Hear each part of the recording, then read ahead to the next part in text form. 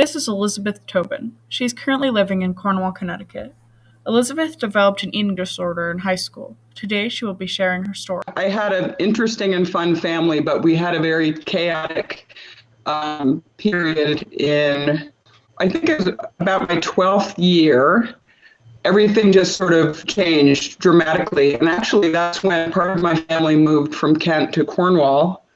I'm sort of a perfectionist with ADHD, which is not a good combination. I used to really set high standards for myself. And then when I was in high school, I was taking care of all of my siblings and going to private school 6 days a week and trying to get good grades and, be the best athlete and all that kind of thing. So I got into extreme exercising and running 5 miles a day and doing 100 push-ups, 100 sit-ups, just trying to be, in control because there was so much chaos in our family. When I got out of high school, I was so thin that I was starting to, my bones hurt, and culturally it was really reinforced to be skinny. People would say, "Oh, you look so great." And I would think, "You're nuts," because I'm like killing myself.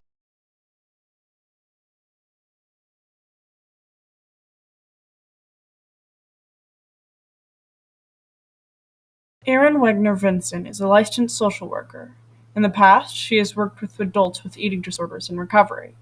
Erin helped us learn some statistics and talked about some misconceptions. One of the primary reasons that people develop eating disorders is there's a very unrealistic expectation as far as body types and how people's bodies are supposed to look. I had body dysmorphia, so I would see this huge, gross thing. Emotionally, if I start to feel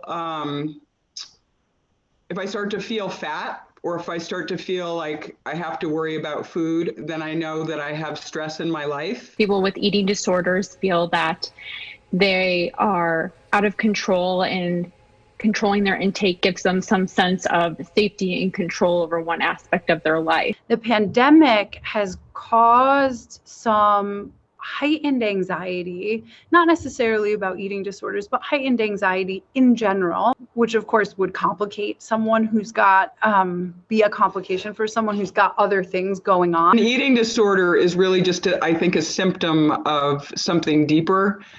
But an eating disorder is a closed loop, right? Because you're just thinking about food. You sort of circle around in the issue, and the driving force behind it just kind of keeps lurking in the background. Eating disorders are insidious. They like to leak back in any way that they can, because it's kind of like an addiction in that way. So we talk about relapse prevention with alcoholism or people with drug addictions.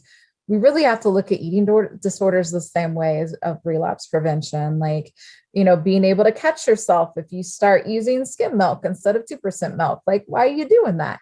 Being able to start having people understand their voice and what the eating disorder voice is, and that they are not the same. They are separate, even though the eating disorder voice is there a lot. And I always say, you can survive without an eating disorder, but an eating disorder can't survive without you. When someone has an eating disorder, being someone's friend and being there for them and watching out for them and asking what they need is great. But ultimately, they need professional help. I think therapy is a great experience to just ask yourself the big questions and give yourself time to, just really ask yourself, what's going on, check in with yourself.